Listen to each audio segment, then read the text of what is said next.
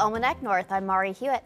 And I'm Brett Scott. Thank you for joining us. Tonight, learn how federal tariffs impact the region from a UMD professor. We're also checking out how to make your own perfume in this week's Making It Up North. Those stories and more coming up, but first we begin this evening. Heads up for drivers in Eveleth. Starting April the 17th, MnDOT will reroute Highway 53 traffic down ramps to Highway 37 using temporary stoplights as bridge construction begins. This setup will last through the end of May. From April 18th through the 21st, the Highway 53 bridges over Highway 37 will be demolished, and Highway 37 will close at Highway 53. A detour will send traffic through Gilbert via Highway 135. MnDOT reminds drivers to slow down, stay alert, and be patient in work zones. For more information, you can head to the Department of Transportation's website. And for drivers near Saginaw, a segment of Highway 2 will close starting Monday, April 14th through Friday, May 2nd as CN Railroad repairs a bridge. The closure runs between Highways 33 and 194. General traffic will detour via Highway 33 and Saginaw Road.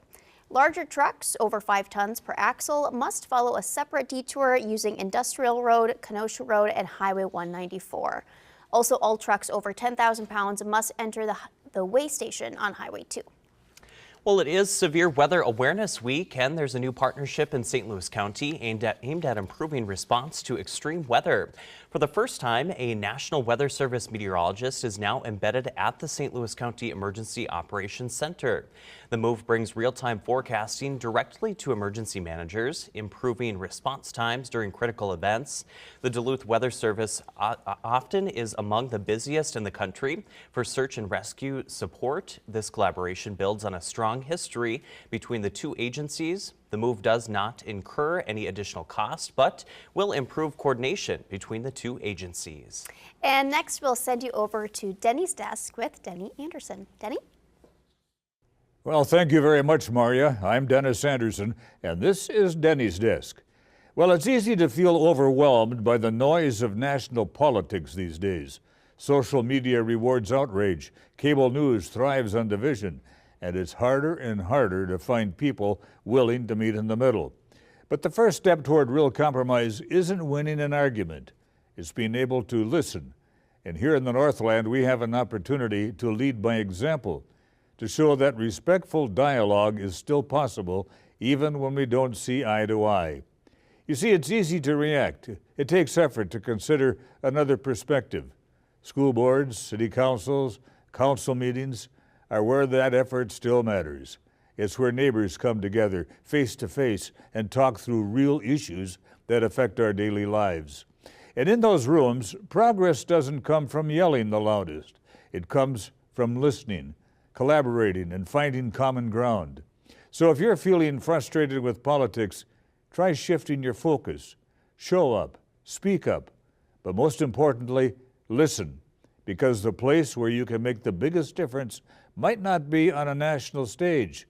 It might be just at your next town meeting. And so this has been Denny's desk. And now we send it back to you, Maria. Great advice. Thank you, Denny. On this week's Making It Up North, we're back with Mix Cosmetics, and we're learning how to make your own perfume right at home. Take a look. So we are making perfume today. We are going to make, this is a fairly traditional blend of perfumes and oils, and these are things that have been blended a lot. So it's a very safe perfume, and one that you can probably find on the internet. So this is vanilla, something called benzoin that smells like salted caramel, and then amber, which is actually a blend of tree and some rose and jasmine. These are ancient blends, and so it's a solid, and so I actually have some kind of put into the beaker already here to break down. So we are going to use pipettes, and we are going to start with these 6 drops of amber and 8 drops of vanilla. This is vanilla bean that has been put into fractionated coconut oil because vanilla is so concentrated that if you were to just use vanilla bean paste, it would be so strong you couldn't get a small enough amount. So then the benzoin is a tree resin. So benzoin is really, really thick, and this actually has some perfumer's alcohol in it to thin it out. And then here is the amber. and what that looks like. And so that is a solid as well. So this is a blend of amber, vanilla, and benzoin. This is sweet and a little bit smoky and really rich. That's nice. That's a good base. So then let's move on to our middle note or our heart note. So our heart note is, this is floral because florals are very safe. We are going to use some Lang Lang, just 3 drops. So Lang Lang is kind of a tropical flower and will bring a little bit of lift to this. Then we are going to add some rose.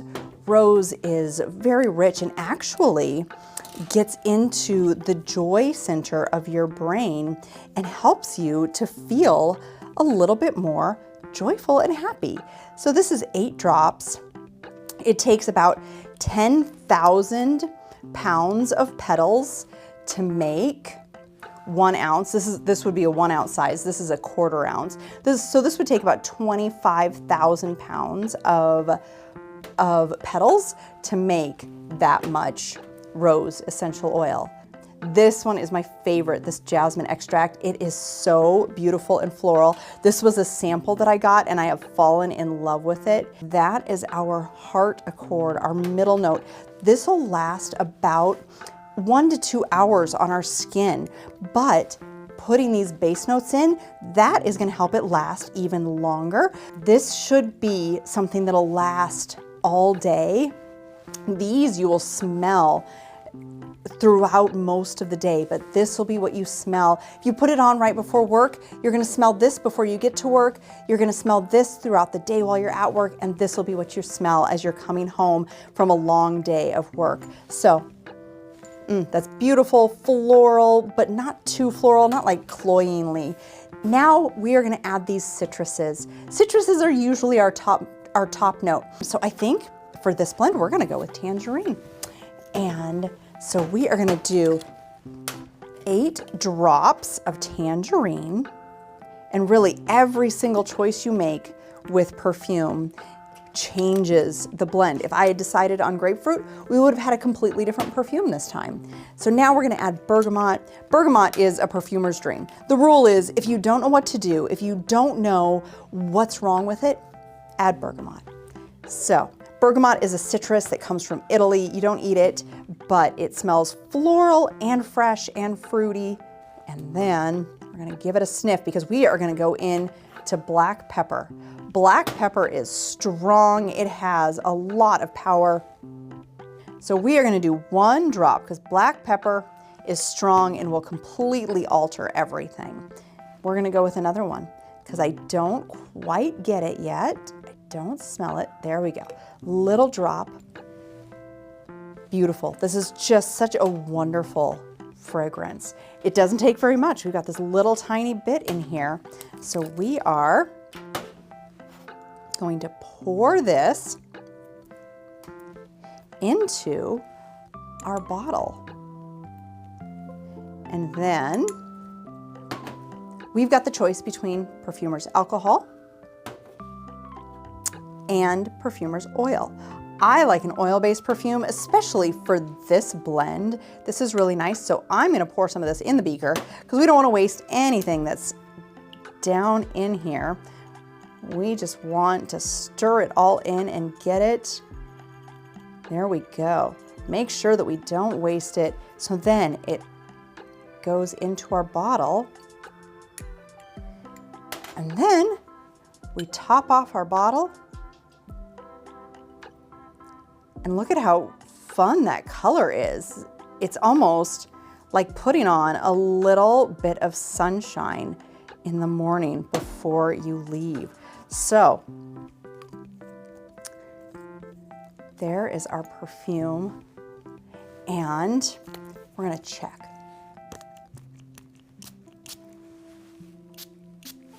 How does this? That smells beautiful.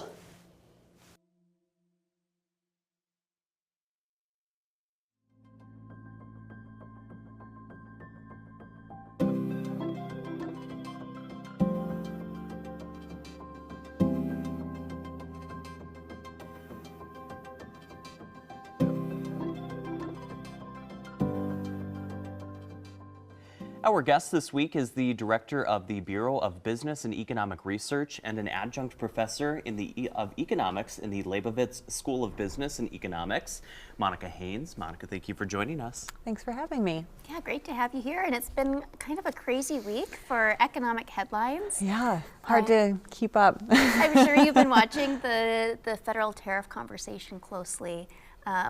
Where are we sitting now? Because we've kind of gone back and forth a few times this week as of today. Yeah, as of today, from what I understand, the reciprocal tariffs on most of the countries have been paused for 90 days. The tariffs on China still remain, and they're actually up to, I think, 145% at this point. And as far as I know, the tariffs that had been put into place previously, like the 10% and the steel and aluminum, I think those are still in place. Although, like I said, it's hard to keep track of how quickly things change. You're the professional and it's hard to keep track, right? What is the impact of putting those tariffs in place and then removing them within less than a week?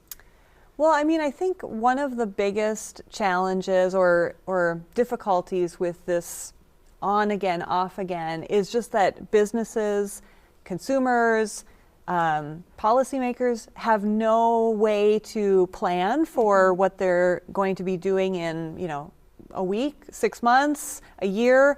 The pause for 90 days caused the stock market to really rebound, but then, 90 days, no one knows, are they going to go back on in 90 days? If they are negotiated, what level will they be? So if you're a business owner trying to decide, what your shipments might be or, how much you're going to be selling in the next 6 months, it's really hard to make any sort of plans or decisions at this point. Yeah, and for consumers, what sort of impact will we see? Well, a lot of products that we buy are coming from China, and so those 145% tariffs are going to have a huge impact. And then even, locally made products or products that are, made in the United States, a lot of those businesses might be purchasing goods from overseas. Some of the inputs might be coming from China.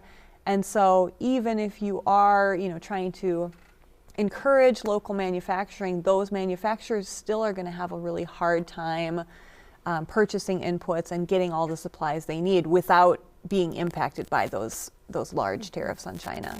So you mentioned you do a lot of economic forecasting, so to speak. What is your advice to business owners and consumers right now as they look ahead to the next 90 days? I will say it's hard to give advice at this point.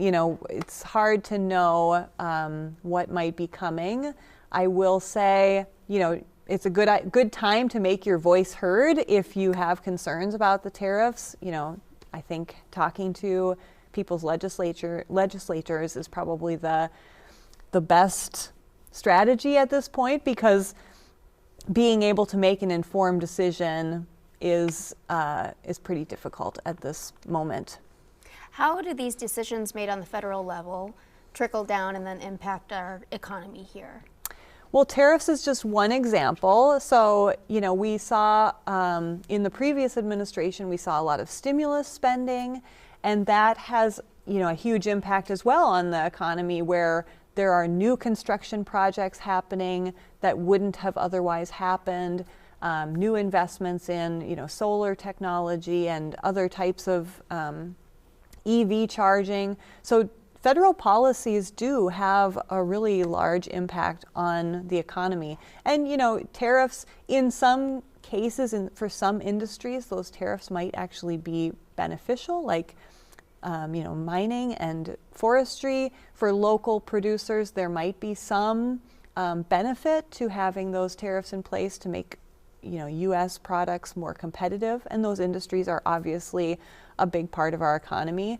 But I think still there, with those reciprocal effects, that is where you get into the challenges, because a lot of our goods that are produced here, like iron ore or timber or grain that's shipped through the port, those things if they're subject to reciprocal tariffs, then that can have a really negative impact on those businesses and industries. We see a lot of shipping traffic through the port, of course. A lot of those vessels are international.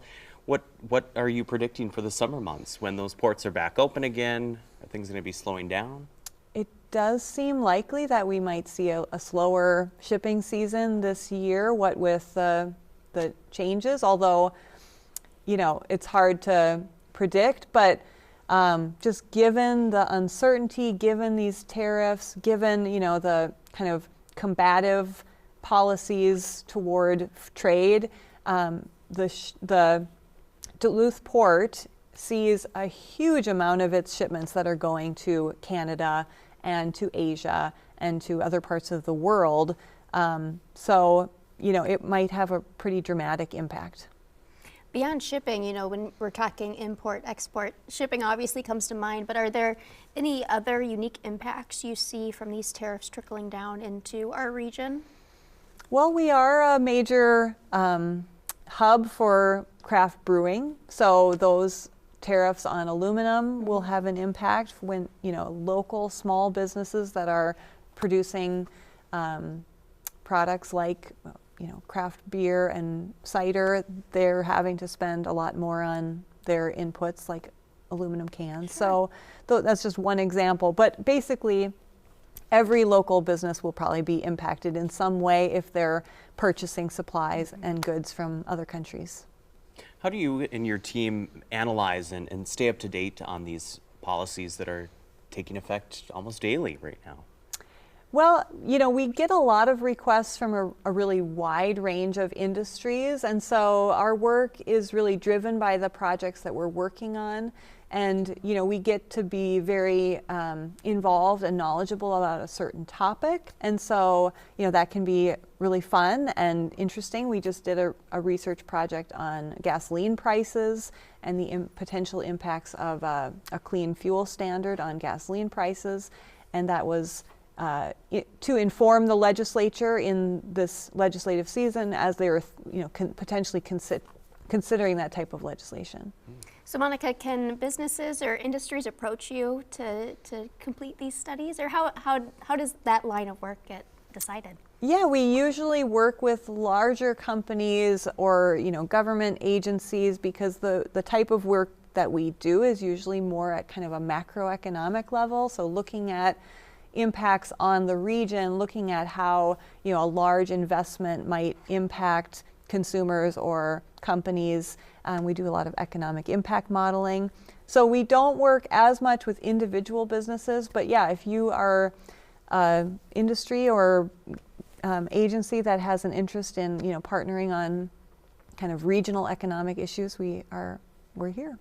Well, Monica, thank you so much for joining us and sharing your perspective on a very timely topic. Thank you. Thanks for having me. Well, we're going to send you to Venture North now with the Arrowhead Chorale as they combine the art of puppetry with choral singing. My name is Paul Robinson, and I am actually a member of the Arrowhead Chorale, but for this concert I am the puppeteer and director of the different songs that we are adding puppetry to. The title of the concert is Circle of Life, Songs of Stage and Screen. This concert is actually a selection of songs from both movies or screen and stage shows, Broadway.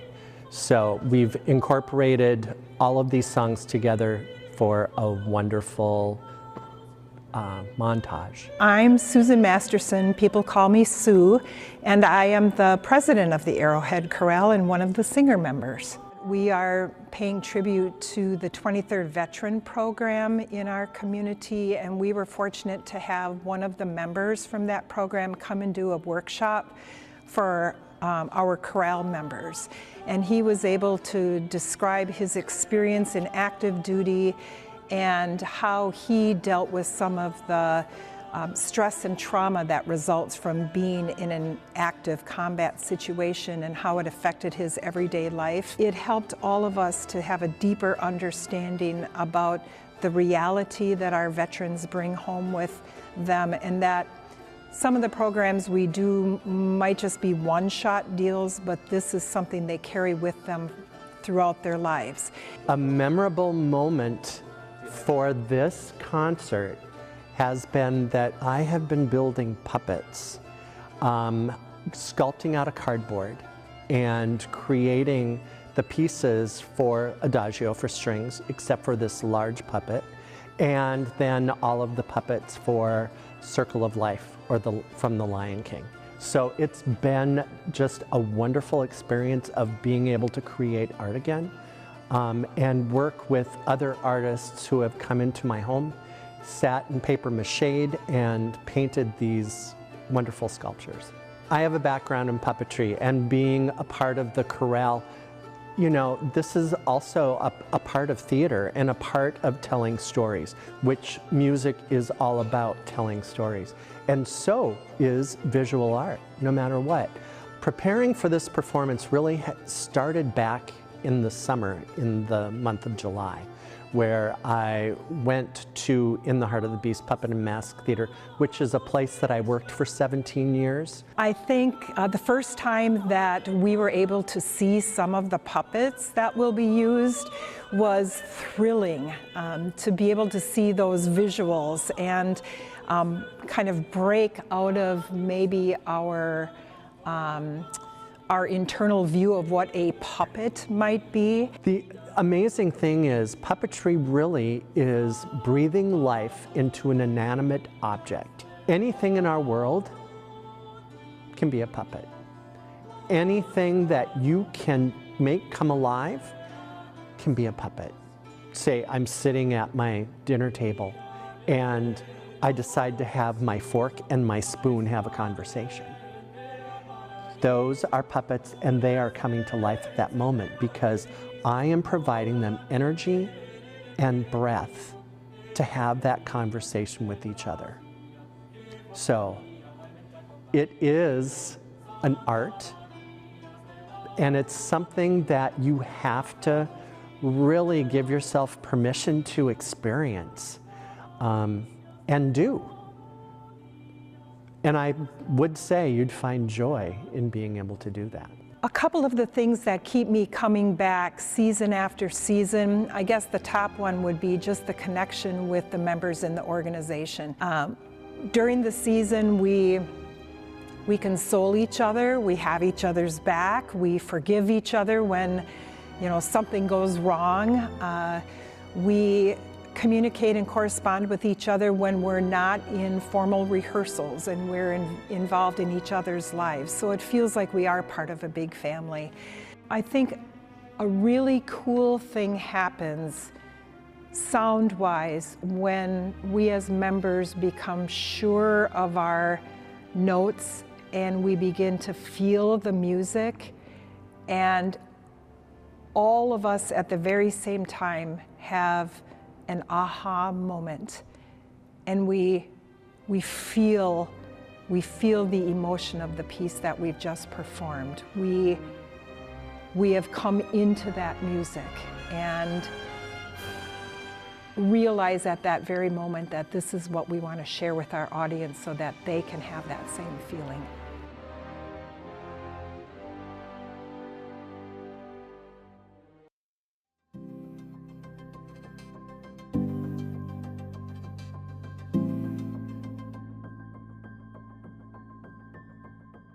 That was very cool. Beautiful Very music. cool. Yeah. And you know, I know that was Adventure North, but a great making it up north would be to see the puppets being I know, made. all the paper mache and what goes into it. Yes, And I would love to see that. yeah, and to have a background in that too, that's pretty cool. All right, producer Seth, We like it. note it. Yeah. Well, before we go, let's take a look at what you might be up to this weekend.